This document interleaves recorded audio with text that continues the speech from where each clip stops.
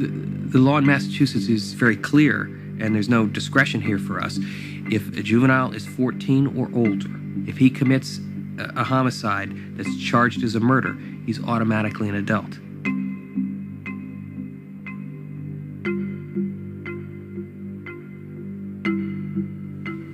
Our date for trial is Monday, October 25th. Okay, 4 or 5 days from now. Do you remember when you came in this summer, we talked a little bit about plea bargaining? One of the hardest things to do is to sit across the table from the family of a homicide victim and tell that family that this death is not a first-degree murder. The reasons we think about a plea is, I mean, as you know, as you think about a trial coming up, I mean, that's a hard thing to do, to go through a trial. The advantages to us are that none of us have to risk him getting a not guilty verdict.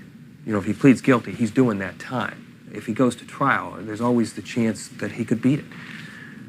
I think if we tried this case, I think the most likely verdict is manslaughter. I think that's what a jury would say is manslaughter. And the reason I think they'd say that is because of Hakeem's age.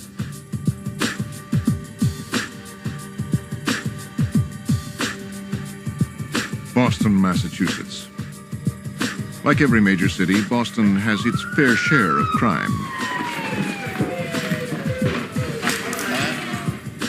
Last week, Frontline's cameras observed the Justice Factory at District Court. Hey. All persons having anything to Outside the formality of the courtroom, real justice is brokered in the corridors. How about a dismissal and you agree to do 40 hours community service? What happens if I don't do the hours? You gotta do it. I would never do 40 hours community service. Tonight we look inside the system when lives are on the line.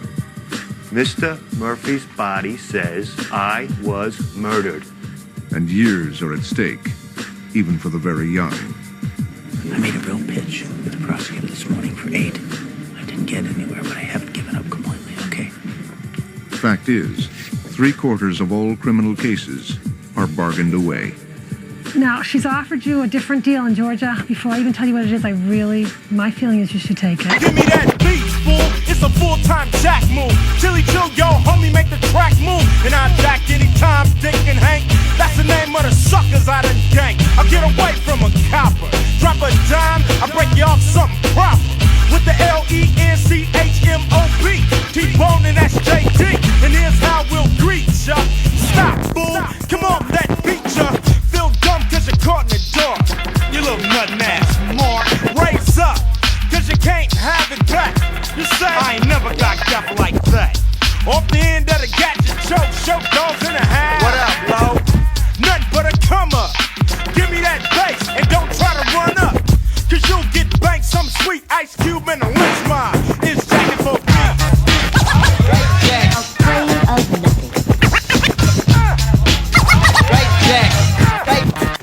Right, Jack. And even if you're down with my crew. Yo, what's up, man? I don't understand this, man. Yo, you got this mother. I jack them too. And then we'll freak it. Kick that bass. And look what we did. Fade the great play. And made a few millions. And I keep still. Ice Cube will make it fun. But right about now. But I don't party and shake my butt. I leave that to the brothers with the funny haircuts. And it'll drive you nuts. Steal your beat and give it that gangster touch. Like Jackin' and Mackin'. Say hi to the 357 I'm packing. And it sounds so sweet, Ice Cube and a lynch mob. It's Jackin' for Right, Jack. Right, Jack. Right, Jack. 1, 2, 3. Ice Cube, I take a funky beat and we shake. Locate a dope break and then I break. And give it that gangster lean. Dead in your face as I turn up the bass. I make suckers run and duck for cover. Don't try to hide cause you know that I love to. Jack a fool for his beating and I'm outie. So when I come to your town, don't crowd me. Cause I know you're gonna wanna kick it with me. But I know none of y'all can get with me. So you think you're protected? Well you are till you put a funky beat on a record. Then I have to show and prove and use your groove. Cause suckers can't fade the cue. And if I jack you and you keep coming, I have you march 100 miles and run.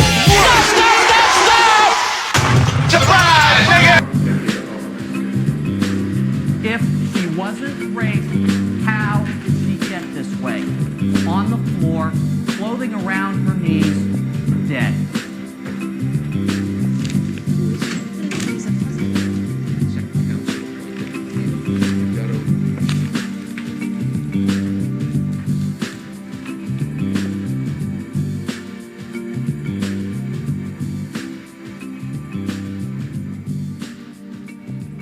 You're going to hear testimony that Jimmy Murphy hit 2 stab wounds right in his chest.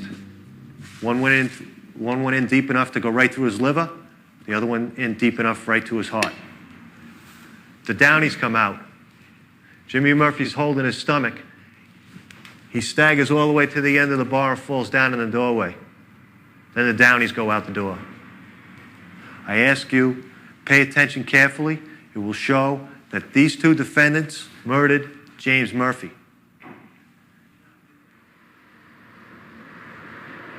The murder happened in a bar called Kelly's Cork and Bowl a week after St. Patrick's Day, March 24th, 1997.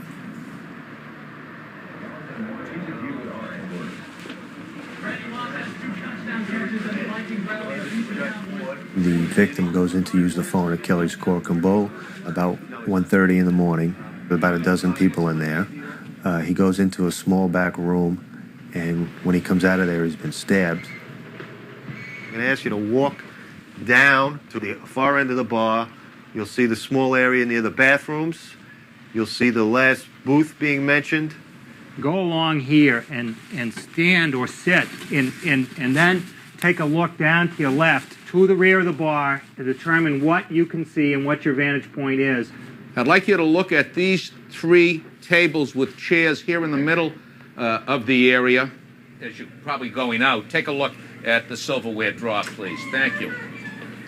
People saw bits and pieces, but not the actual stabbing.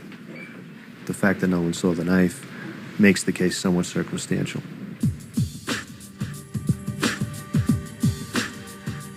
South Boston's looked down upon.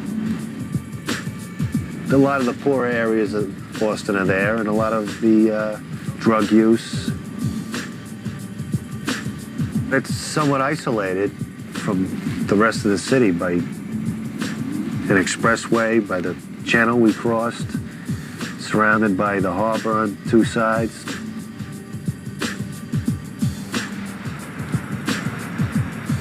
A lot of the people live in the same area, know each other. Their families, going back generations, have all lived in the same area.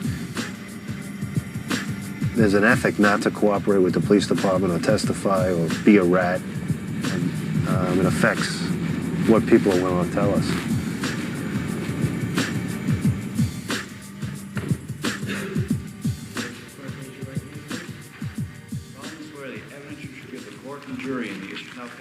Did you hear or see anything unusual?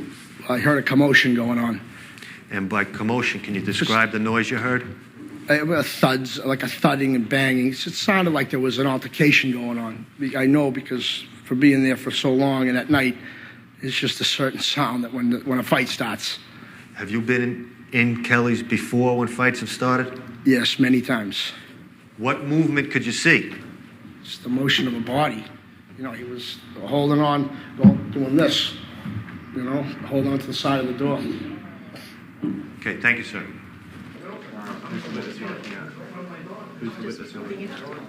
I'm sorry, I can't keep my eye on you. I got to look at the witness.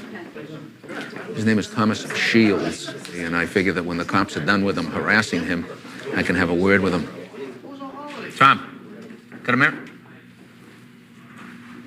Be calm, because he's going to put you on the stand, babe. You know what you're going to be asked. The same shit. Gentlemen, you know you're going to be asked that stuff. Don't get angry. It's all right out here, but not in there. Just answer what you're asked. What's your name? Thomas Shields. Are you the same Thomas Shields who this, that, and the other thing? Yes or no? Whatever the answer is. Yes sir, no, sir.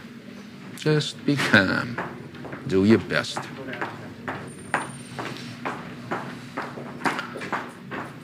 Do you recall ever seeing Joseph and Daniel Downey in the bar? No. Can you say whether or not your memory of those events were affected in any way by your drinking alcohol? Yes. How so? I was drinking all day that day. And what effect, if any, did that have on your memory?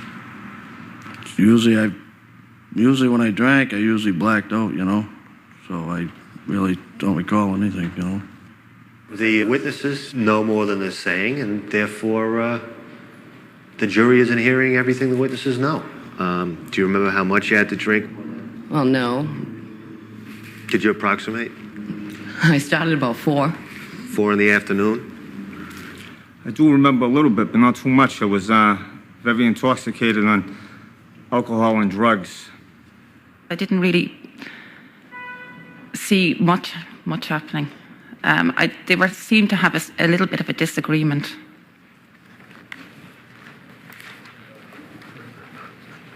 Lance Smith was a good friend of the victim.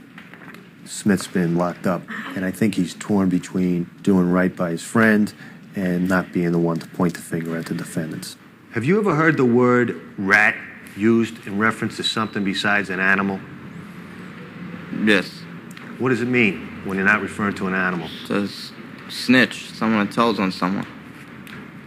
Has anyone called you a rat or a snitch before you came in to testify today? There's a couple arguments with a few people. And what'd they call you? A rat. Being called a rat, a snitch, and losing friends affected your testimony today? No.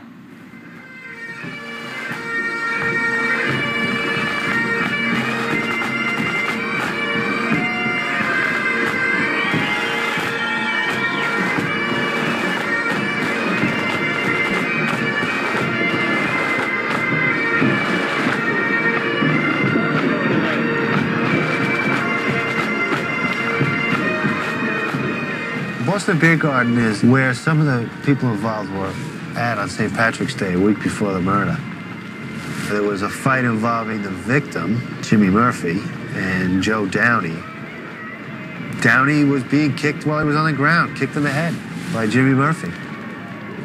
Joe Downey and Jimmy Murphy being lifelong residents, that would probably be grounds to go after Jimmy Murphy. They say it was an argument over a girl. He was going out with one of the Downey boys' girlfriends, who she broke up with them.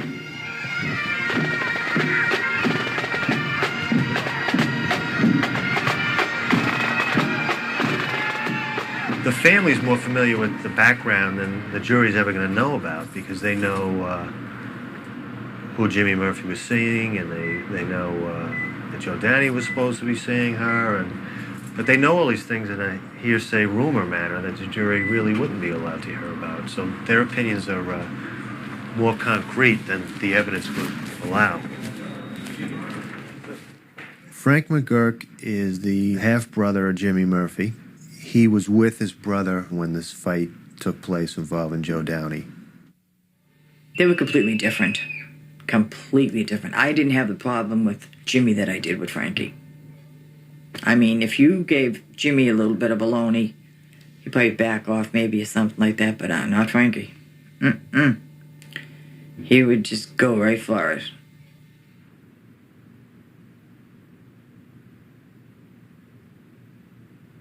If Frank McGurk doesn't testify, we'll lose our motive evidence, and the case is that much weaker. The brother's the black sheep of the family. So no one is very confident about what he's going to do or not do. Frank McGurk.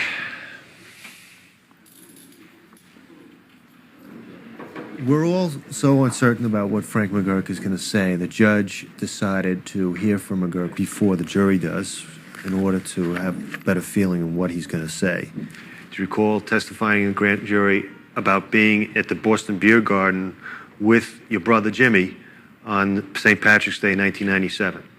No, I remember. I'm showing grand jury minutes dated April 24th, 1997.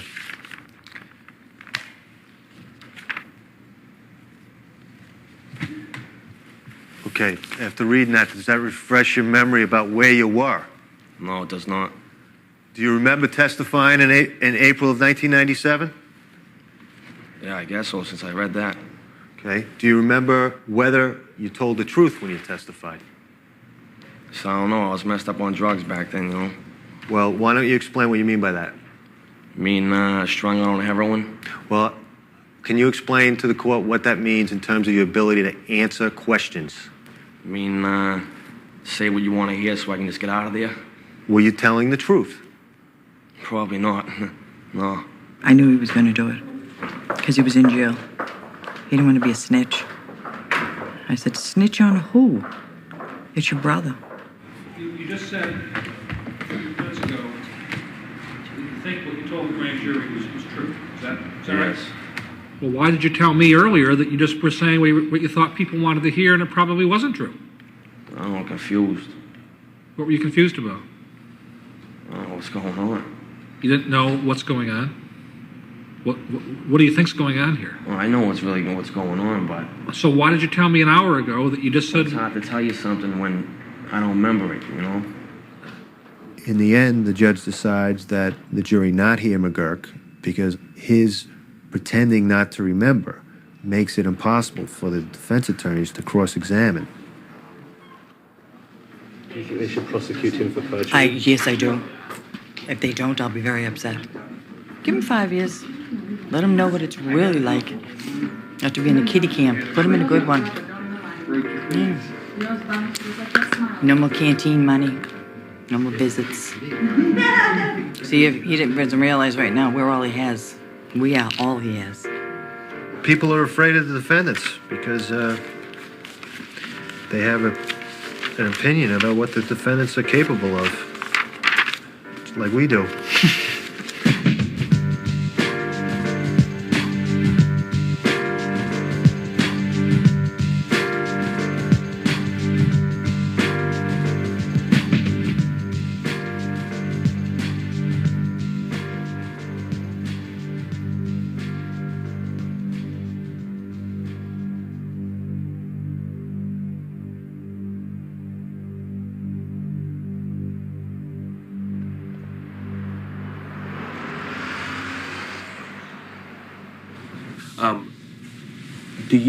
Do you remember this day?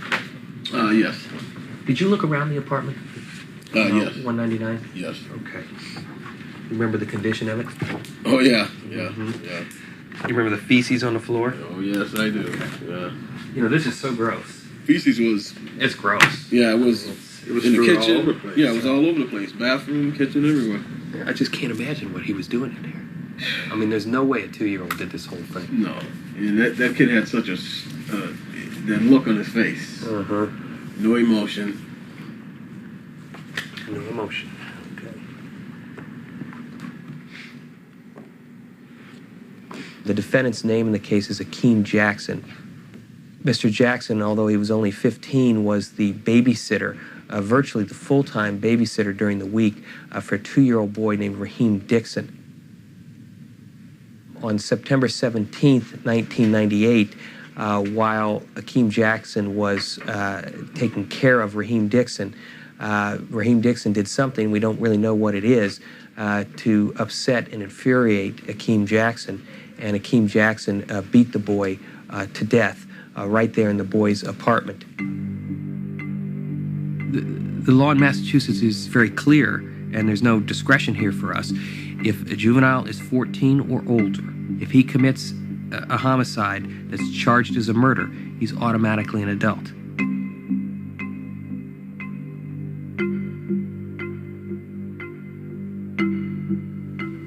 Our date for trial is Monday, October 25th. Okay, 4 or 5 days from now. Do you remember when you came in this summer, we talked a little bit about plea bargaining? One of the hardest things to do is to sit across the table from the family of a homicide victim and tell that family that this death is not a first-degree murder. The reasons we think about a plea is, I mean, as you know, as you think about a trial coming up, I mean, that's a hard thing to do, to go through a trial. The advantages to us are that none of us have to risk him getting a not guilty verdict. You know, if he pleads guilty, he's doing that time. If he goes to trial, there's always the chance that he could beat it. I think if we tried this case, I think the most likely verdict is manslaughter. I think that's what a jury would say is manslaughter. And the reason I think they'd say that is because of Hakeem's age. The maximum is 20. And the kind of manslaughter defendants who get the maximum are usually people who shot somebody, stabbed somebody. The kind of people who don't get the top end, get lower end, are more like Hakeem. He doesn't have a criminal record. He's 15. And I just know from experience that if a jury gives him a manslaughter verdict, I really don't think a judge is going to give him 18 to 20. You know, you can tell me now what you think of 10 to 12 or 11 to 12, or you can wait and see if that's what they come back with.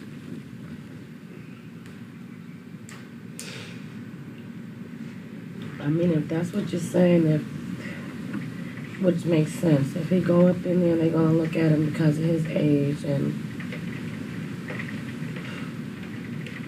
it's like ways to go to trial then. 12 to 14 is not enough. 18 to 20 is not. I mean, nothing's enough. But you do understand that there are some problems with going to trial, and if there's a legitimate plea offer on the table, we'll consider it. Okay. You know, you were babysitting for 2 weeks in a very small apartment under conditions which would have been trying even to the mother, but you didn't get to go out. You had no friends, and really nothing to do inside that apartment, and no training either. So this was a impulsive event in a situation where he had been neglected much of his life. He was asked to take care of a child for which he had no training, no experience, and no facilities. It's simply too much time. The prosecutor has agreed to lower his recommendation to 10 years. That's a reduction of 2 years. I'm going to hopefully have a private meeting with him before the actual plea to see if he'll reduce it somewhat further. He claims he'll recommend that to the family. That's a reduction from a second-degree murder to manslaughter. We're going to try one more time to see if we can't get something less than 10, but it looks like right now it's going to be the 10 to 12 that we had talked about before. Do you have any questions? No? Okay. Thanks, Hakeem. We'll see you. Good defense lawyers will work a prosecutor and work the system and work whatever judge he's in front of, trying to get the lowest number he can. And it's up to me, professionally, to hold as firm as I can. Anyhow, so with respect to Hakeem Jackson, what is Kalora looking for? 7 to 9. What worries me the most is that this comes back as a manslaughter verdict. Right. And then something I think Kalora has done a very good job at is he can really pitch that Hakeem is also a victim. But that's one thing. If it comes back a manslaughter verdict, I don't think you'd recommend 18 to 20, but you might recommend 12 to 15, right. 12 to 18, given the nature of the injuries. Right. I can't see going lower agreed than a 9 to 12. And I think 10 to 12, 10 to 12 to 15. I mean, if he said 9 to 12, I'd say no to that.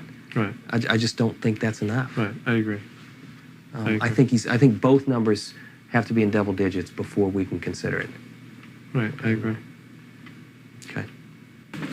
Mike, I don't know if you met Detective Traylor before. He's on vacation. No. I think we can reach a plea today. I have authority from him, such as it is from someone that young. I can tell you he feels very sorry what happened here. As he explains it, he sent the kid into the kitchen to get a mop. The kid decided to get up on the sink. Some hot water sprayed on him, and at this point, the child started crying, and Hakeem felt the mother was going to be extremely angry at him for the condition of the apartment and the way that the kid was screaming. It was obvious he had been burnt, and he just lost his temper at that point. So I don't think he knew the consequences here of this. So the question really is, what's the appropriate punishment? I have in mind a couple of analogies which I'd ask you to consider. Louise Woodward got an enormous break over in Middlesex County, and in a similar case, perhaps without the breaks, recently a father received an 8 to 10 year sentence for really, I guess, in a similar event. This wasn't a shaking in which this defendant might not have known what the outcome of the shaking would be, or might have some question as to the actual intent of the defendant.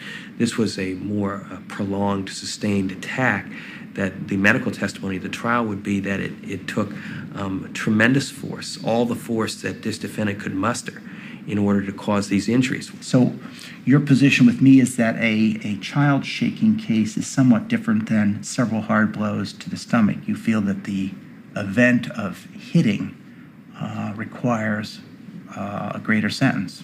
But the reverse of that is that this kid is considerably younger than that father and did not have the judgment to come to the belief that he was going to end up killing the child. Now, did he intend to punish him by hurting him? I'm sure he did. You've indicated to me some willingness to come down if the family of the victim is willing. Might you consider 8 to 10? The family has been very cooperative, but it's very difficult for them because of the loss that they've had. But I have no problem asking the victim's mother whether an 8 to 10, given that Hakeem is sorry, whether that is something she would consider. Okay, thank you.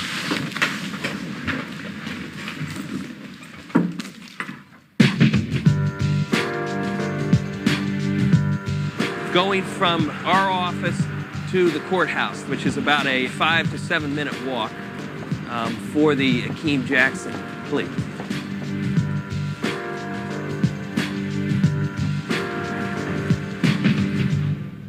I think it might be advisable to have a conference with You the would like judge to first. conference it first? Okay, Yes. let me.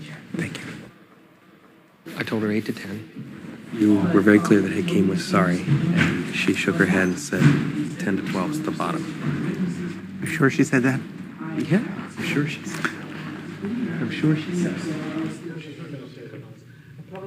I don't know if we could figure out some way to get to the mother.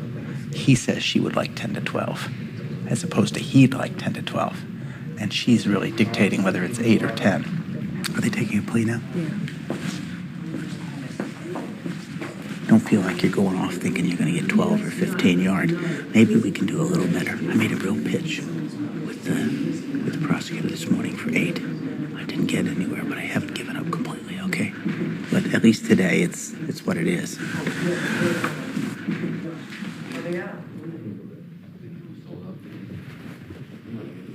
Mr. Jackson, my name is James D. McDaniel, Jr. I'm a justice of the Superior Court. You're charged with murder in the second degree in this indictment, but you are offering to plead guilty to manslaughter. Is that correct? Yes. You're pleading guilty because you are guilty and for no other reason. Is that correct? Yes. I've listened to Mr. Jackson. I've observed his conduct and demeanor here during this proceeding. It's clear to me that he's a bright young man. He can understand the consequences of this guilty plea. I therefore find that his plea is voluntary, is made with complete knowledge of the consequences of the plea, and is accepted by the court.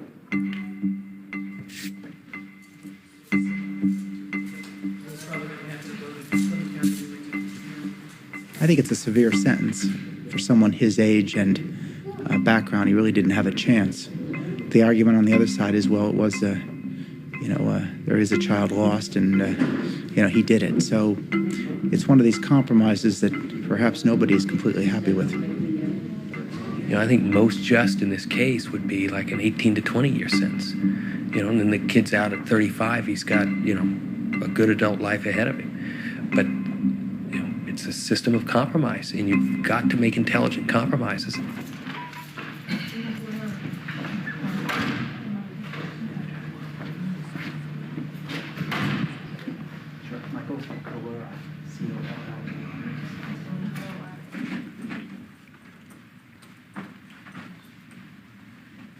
Okay. Josh, you sure you don't want to say anything to them? What do they want? They just want the basics. I don't. There's nothing for me to say. There's nothing. It's 10 to 12 for a kid who died. Right. And how do you justify that? You justify that by, saying stuff about the defendant that I don't feel like saying. If you don't want to, that's fine. But I just don't think it's a bad thing. It's not a bad result for us. All right. If you feel that way. Okay. Okay.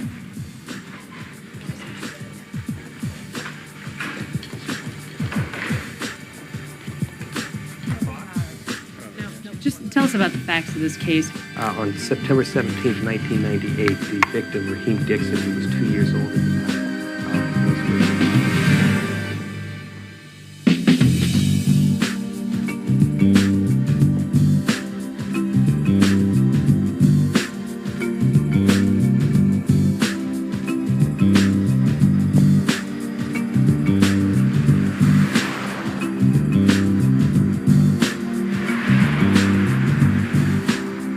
So here we are, Christmas night, and we got an 11-year-old, a 14-year-old, and a 7-year-old up here at the police station telling us how their mother has been beating them up for 4 years, getting hit with the buckle end of a belt, an extension cord, cable wire, broom handle, stomped, kicked, slapped, punched. You're talking little kids here. This was a Christmas Eve incident. The children didn't have any money to buy their mother a present. They were making up a dance. One of them fell against a door frame that made a loud noise, and the mother got angry, and she then grabbed a cable wire and struck two of the children, causing visible welts. Once your child pick up that phone and decide to call the police or dial 911 and say, my mommy or daddy is talking to me harsh and I feel intimidated, or if they've hit me, then the police comes to your house, they arrest you, and you're charged for assault and battery on your own child. Where's this district attorney that cares so much about him? Is she picking them up to go to school? Does she care what happened to him? Is she putting clothes over their backs?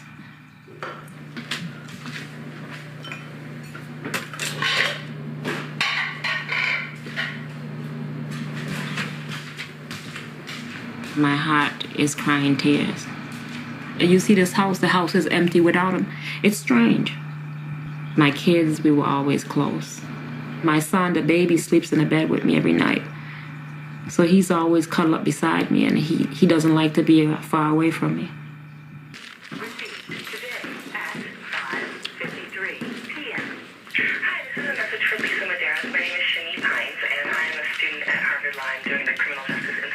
I thought they were trying to get me fired from my job because I've been out so many times. You know what I mean? Keep on putting it off, putting it off. It's like everybody's like, it's unbelievable. It was just not fair that you were just brought back to court and brought back to court and brought back to court. And because of that, some of these charges need to be dismissed because it wasn't proper.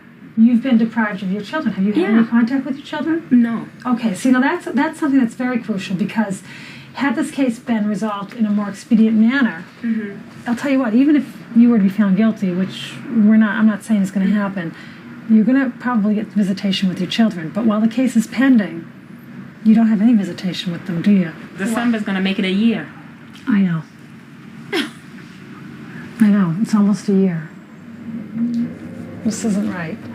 My problem with this case is that they're charging her criminally with assault and battery.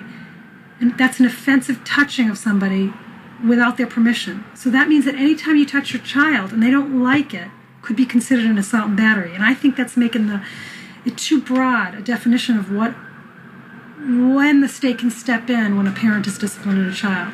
All right, he has Polaroid pictures that he took Christmas Day, 1998. Okay.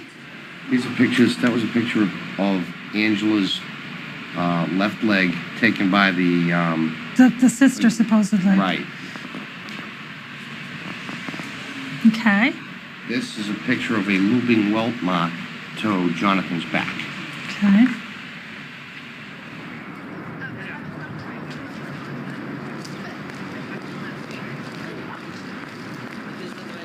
How come you came here today? What you came to talk about? Well, there's been a lot of stuff with my mom. The last time we got hit by her was this Christmas that just passed.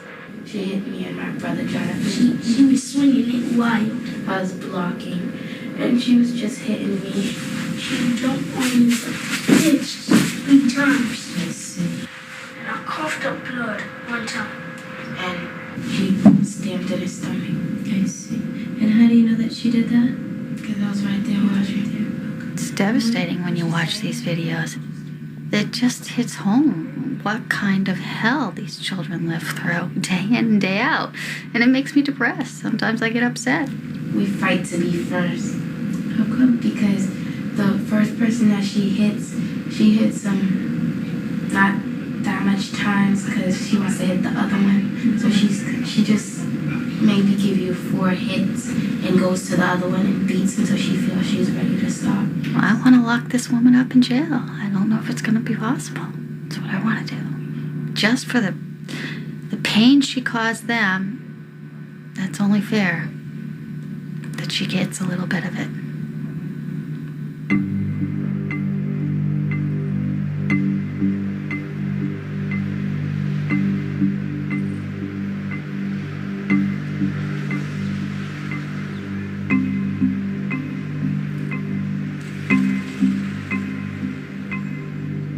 How often does she hit you? Like how many times a week? Every day. How do you feel after watching this? What are we gonna do? It seems so rehearsed. When I saw it, I was shocked, and those were my kids. Yeah, I know. So that's why. Think if you don't know these children. You know, but I was thinking about kids that I know that were abused, and even the parents that abused them, they're not willing to give any information or say anything. It's hard to get even information out of her. And my kids, they were just rattling out information. You didn't have to ask. She didn't have the time to ask. They were like all over the place. Yeah, my mother, she beat us all the time, every day. That's a good point. They were very rehearsed. Now, did I tell you about the mark on Jonathan? On the picture that they have? Which mark? The one that they have, the police have the picture where it's like, it looks like this. On his back? Yeah. What's that? From the loop from the belt, I'm not sure. Because they're going to introduce those to the jury, too. Mm-hmm. It's a tough case. And plus, I'm not walking. You worried about this case? I'm very worried about this case. There are all these witnesses against her, which doesn't make sense that these people would be testifying and saying these things against her unless it were true. It just seems like it's easier to believe that would happen if those people are saying this. So I'm worried about her getting her guilty.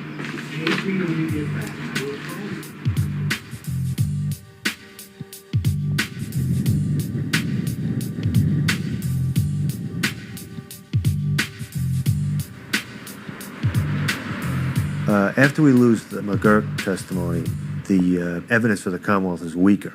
So I call my boss, David Meyer. How you doing? You got a minute? The defense was interested in an offer. So I've extended manslaughter office, conditional on her approval. Flesh a few things out. Let the defense try to have it their way with them. But that's the way it'll end up. I don't think we'll close today. The numbers spoken of now for Daniel Downey is 7 to 10 state prison, and for Joseph, 18 to 20.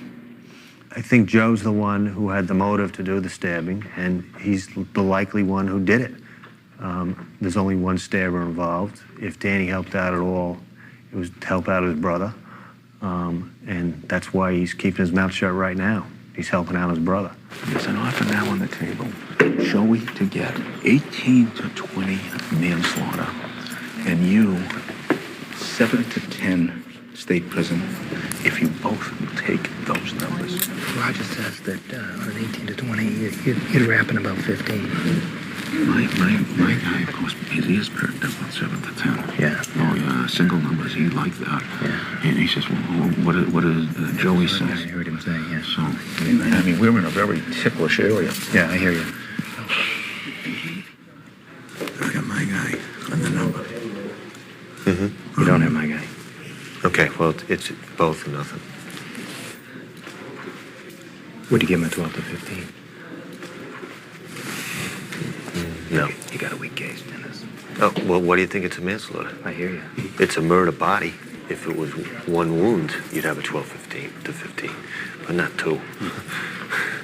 You know, there's no conceivable way this was a mistake. Whoever put that knife in my guy meant to kill him. Here's the problem. My guy offered the 7 to 10. Cannot take the 7 to 10 unless Joe does it too. So he's got to bend Joe's arm to take the 18 to 20 in order to get us into that position. The offer made to you is absolutely reasonable. It really is. You can't turn it down in good conscience facing what you face. The problem is him. It's a serious offer he's making you because he's offering it to some extent the rest of your life. And I don't know what to tell you in terms of how you want to play that gamble. Joe may not be wanting to do 18 to 20, but he's got two factors that are involved. Number one, he could take a first or a second, which is life.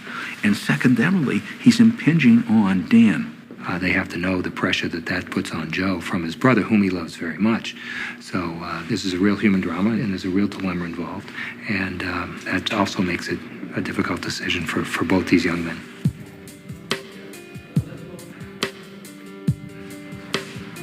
I want you to think. All right, think. All right, buddy.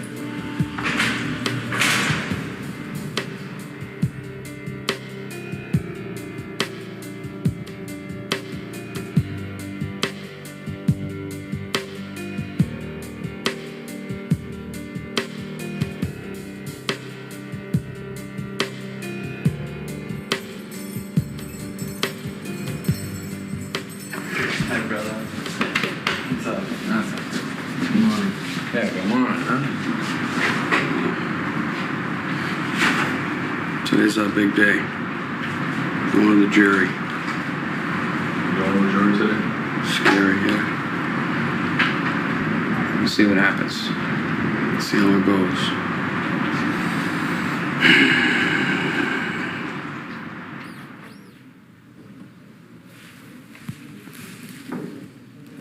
They're going to let the jury decide their fate. What do you think about that? A lot of pressure on me. Gonna rock and roll.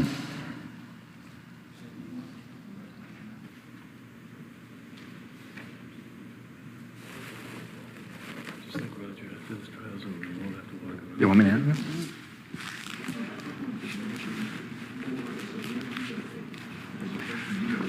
Would you go lower on Joe? You can't do it now.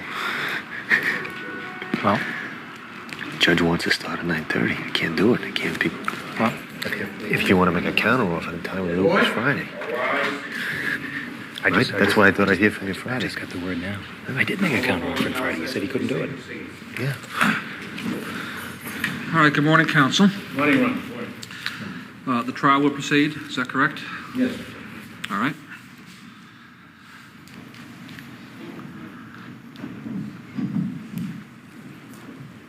If you feel that Dan Downey may have stabbed or helped someone stab James Murphy, you have a reasonable doubt. If you feel there's a likelihood that Dan Downey did that, you have a reasonable doubt. If you find that it's probable that Dan Downey was somehow involved, you have a reasonable doubt. If you have a reasonable doubt, the judge will instruct you, you must acquit. This case is strictly based upon speculation. We'd like to be in a position of coming up here and saying that this is what makes sense and this is what really happened, but we cannot because the evidence doesn't allow it. Mr. Murphy's body says, I was murdered. He's stabbed twice in the chest and never gets his hands up to defend himself. How could that happen? Two people. Someone grabs him from behind, another person stabs him in the front. Two people acting together.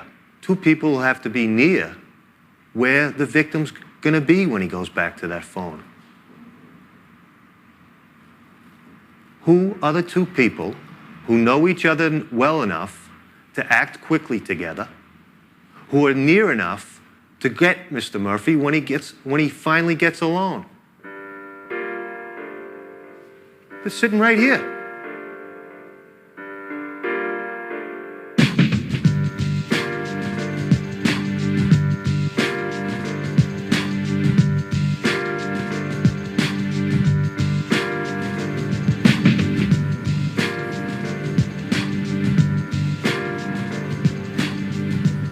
Seems that access to Angela and Jonathan have been pretty much cut off. I want to talk to them myself and get a read from them as to how they feel. And I want to find out you know, are they being made not to cooperate in this, or is it something that they really want? We'll see what happens. She might not even want to talk to me when I get over there, Angela.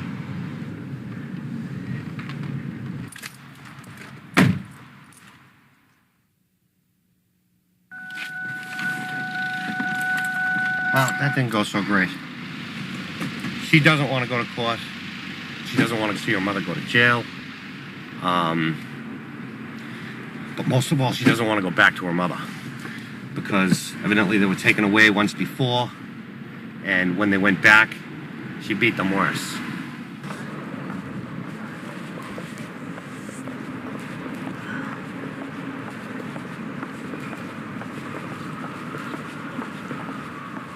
We have to make a decision within the next week or so whether we're going to go forward and force the children to testify against their mother, which is never a good thing to do because it just causes such schism within the child themselves, and I can't do that. Or we're going to go forward just on a limited number of charges with respect to what happened on Christmas Eve that we can prove through some circumstantial evidence from the detective's observations, from the father's observations, from the pictures, and from medical testimony. That way the children would not have to testify.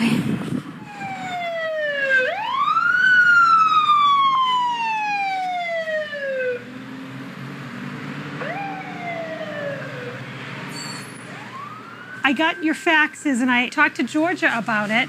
Her issue is with the counseling. And I told her that I thought that everybody involved in a situation like this in a family would need counseling. And I just wanted to get a feel from you how you guys think about the kids having counseling. Well, I think family counseling is going to be part of it. My understanding is the DSS case will either reopen or stay open so that family counseling can happen. Right, that's great. Okay. Thank you very much. You're welcome. And I'll talk to you soon. Okay, bye-bye. The DA, she wanted blood. My first attorney was telling me, oh, she wants blood, she wants jail time. All of a sudden, she turns to a nice girl. Something has changed. I don't know, maybe it's just children don't want to testify. She doesn't want to, put the children through that kind of a burden. I don't know what it is, but something has changed. But that doesn't mean that your exposure has changed. So what makes me concerned is, what if we lose and you don't get your kids back? Since we're just looking at 2 counts now, still 5 years. I don't think I need to go and see a psychiatrist or, you know what I mean? I think the kids, after going through this, you know what I mean? I would seek counseling for me and my kids. But I don't want to be mandated by the court because there's nothing wrong with me. I'm just trying to be a parent. Maybe we'll go to trial and we'll win. And that is great. I'll take a trial.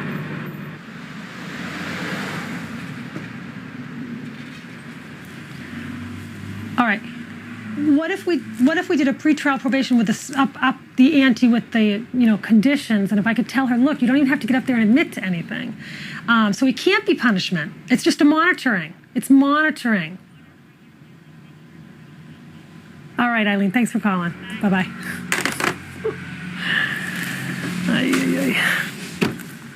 Well, she's offered pretrial probation. The district attorney is agreeing to put it on pretrial probation. The district attorney is agreeing not to prosecute the case. I like it, and she's got to take it. She has got to take it. Oh, my gosh. If she says no to pretrial probation... So, now, she's offered you a different deal in Georgia. Before I even tell you what it is, my feeling is you should take it. It's a huge... concession. Basically what's happening is they're saying, you know what, we're not going to prosecute this. The Commonwealth's saying, you know what, we agree to dismiss this case, but not until 2002. Pretrial probation is too sweet to pass up. Just from my perspective, being an attorney, I know how sweet it is.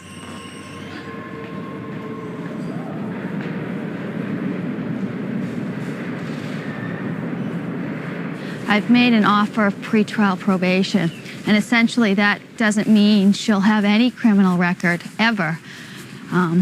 What it does is it keeps the case open for a year, 2 years, 3 years, whatever the judge sets, for Georgia to be monitored, to get some counseling, and so we can keep some safety in that household.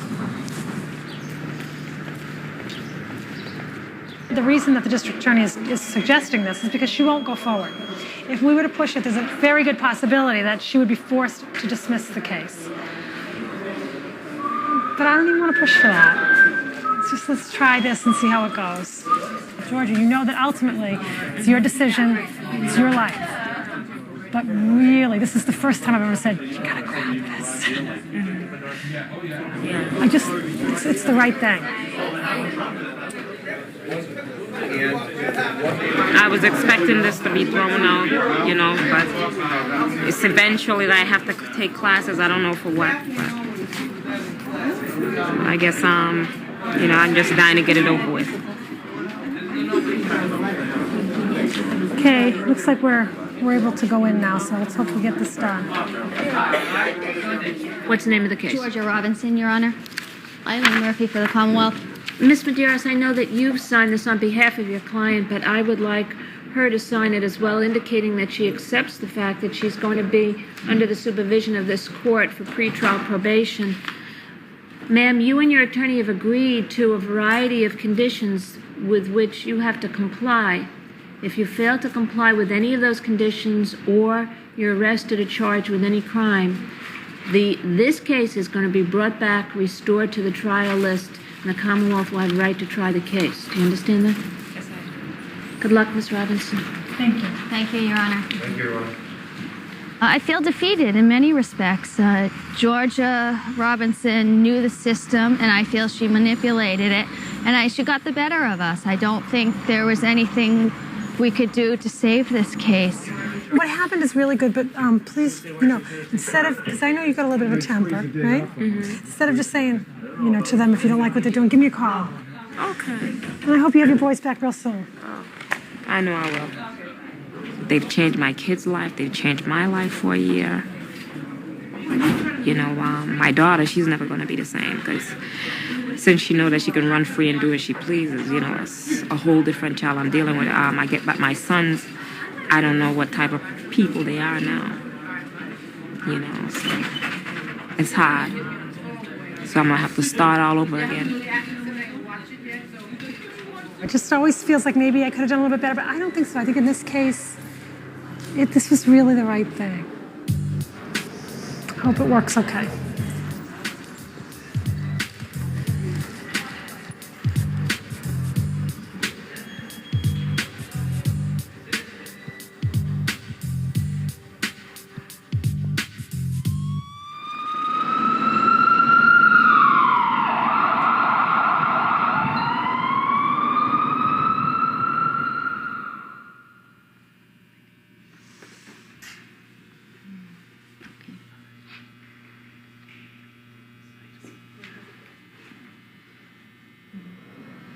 I'm hoping I come home with this today. Really. And that it's all behind us. Well, I'm sure that they're gonna walk. I have an idea, yeah. I'm hoping they're gonna walk into the ocean. That's beside the point. But, yeah, I think so. What's happening, Joe?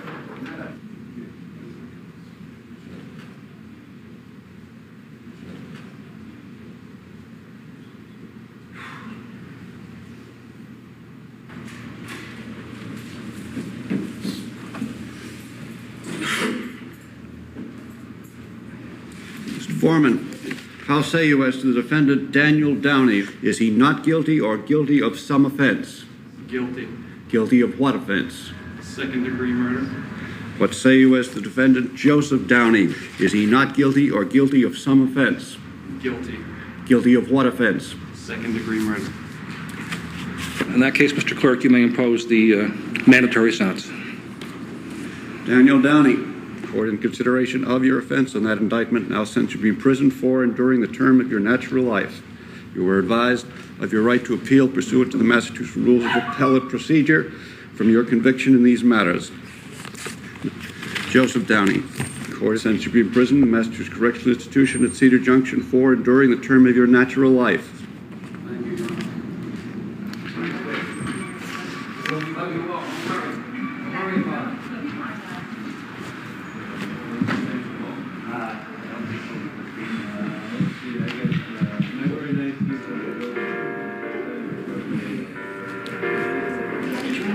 so happy. I'm just, I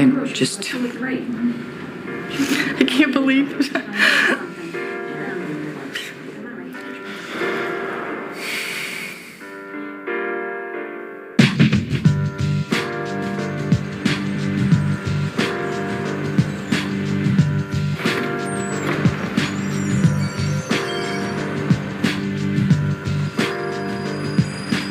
On to the next case.